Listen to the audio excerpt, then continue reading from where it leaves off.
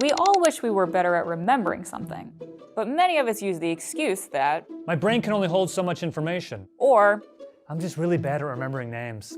Turns out there's no such thing as a terrible memory, only an untrained one.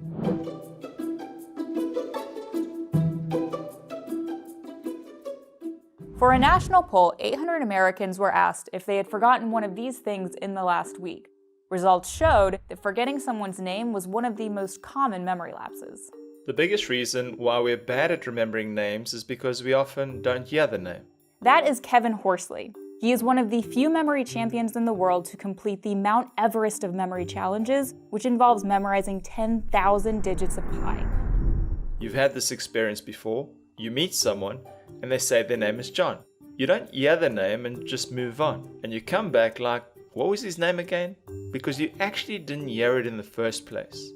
90% of the information we receive is visual, so we store more images in our memory than sounds, which makes it harder to recognize and remember names when we first hear them. The first thing you have to do is concentrate and make a point of hearing the name. Then you have 20 seconds to give that name some kind of meaning to make it stick. The best trick to give meaning to a name is to transform it into a silly picture.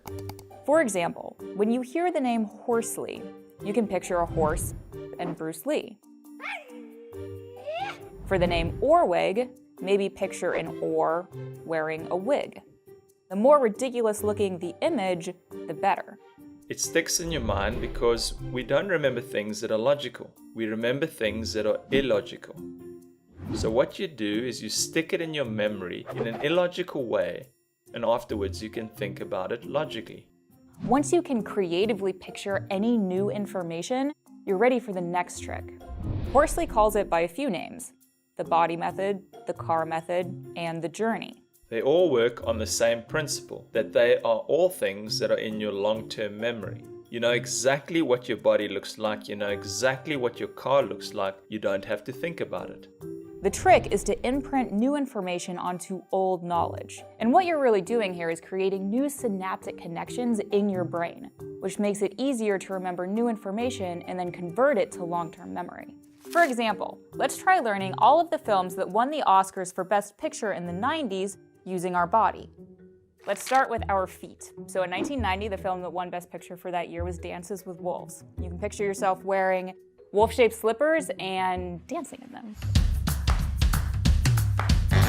Okay, in 91, Silence of the Lambs won Best Picture. So your knees are knocking together in fear, making a lot of noise, so you grab a lamb-shaped pillow to silence them. Moving up your body to your waist in 92, Unforgiven won Best Picture. So picture a belt that's really tight, wrapped around your waist. It's really uncomfortable and unforgiving. And as you move down the list, you move up your body. Once you have the hang of it, you can use other settings to store not just lists, but libraries of knowledge. Take a mental journey through your room or home to learn all 197 capitals of the world, for example. The journey is what all memory champions are using. This method may seem silly, but what it does is it impacts your memory. So it's going to be easier for you to repeat it, then it's going to be easier for you to use it, and then you won't be thinking about these silly images anymore. Like anything in life, improving your memory takes practice. But the more you learn, the more connections you can build, making it easier to learn even more. So the possibilities are endless. Take Horsley, for example. As a child, he had issues with dyslexia. By the time he graduated high school, he was reading at a speed of about a 5-year-old. Shortly after graduation, however, he got interested in memory. Today, he reads 1 book a day, speaks 3 languages fluently, and has earned the coveted title of International Grand Master of Memory.